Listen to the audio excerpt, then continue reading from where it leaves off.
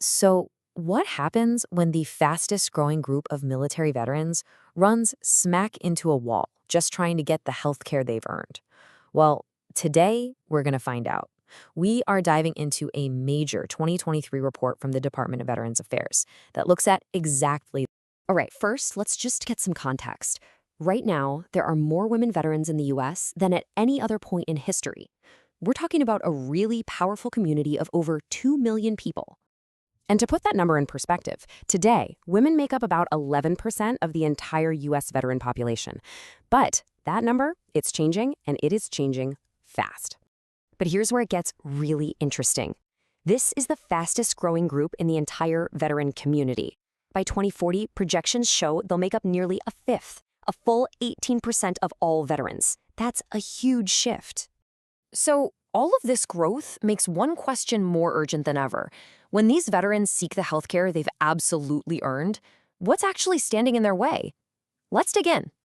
So, this brings us to Section 1, a new era for veterans.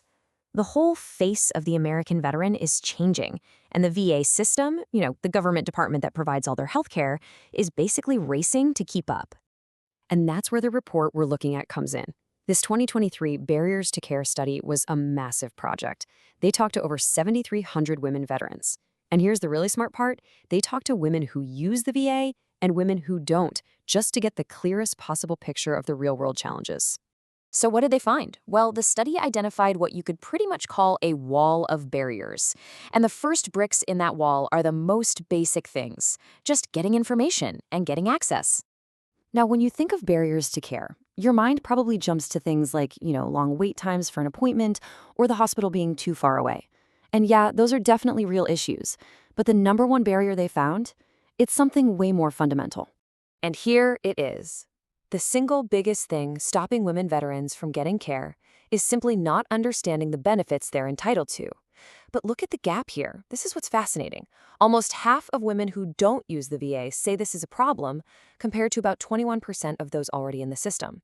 It's like the front door to care is locked, and they don't even know they have the key. And this isn't just some abstract statistic, right? It's a story of pure frustration. Just listen to this quote from one of the veterans. "I just don't know if VA or personal insurance would be more beneficial. It became overwhelming." You can just feel it, right? It's not about not wanting care. It's about being totally lost in the complexity of it all. And of course, even if you get past that first information hurdle, a bunch of other challenges pop up. We're talking about all the logistical nightmares, ridiculously long wait times, having to travel for miles, and this is a huge one, no childcare during appointments. On top of that, the hours of operation are just completely inconvenient for a lot of people.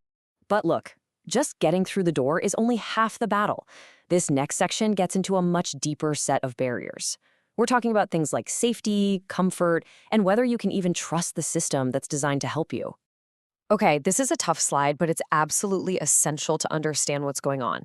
The number of women veterans who say they experienced unwanted sexual attention during their military service has jumped a lot in less than a decade. We're talking from 44% to 64%. And experiences like that have a direct, lasting impact on how they approach any kind of institutional care later on. And here is the direct impact on healthcare. 1 in 10 women veterans reported that they have actively avoided using the VA specifically because of these past traumatic experiences. It's quite literally a barrier built from trauma. And that feeling isn't just limited to those with military sexual trauma. If you look at the bigger picture, nearly a quarter of all women veterans have felt uncomfortable, unwelcome, or just not respected at a VA facility. And that feeling, well, it absolutely shapes whether you're willing to seek care and whether you'll keep coming back. So, with all of that in mind, are things actually getting any better? Let's find out. What's cool about this report is it compares the new data to a similar study from back in 2014. So we get this really fascinating then and now look at what's working and what's, well, not. Let's start with the good news, because there is some. There have been some clear, measurable improvements in the actual physical environment at VA facilities. Ratings for stuff like cleanliness, safe parking, and especially accessible parking have gone up a lot. These are real quality of life changes that really do make a difference. But the picture is really complex. While not understanding benefits has improved a bit, it's still the number one barrier. And get this, the feeling that the VA is not sensitive to women's needs has actually gotten a little worse. And other areas, like privacy in the exam room, barely moved. It just goes to show you that progress in one area doesn't automatically mean progress everywhere else. So, knowing all this, where do we go from here?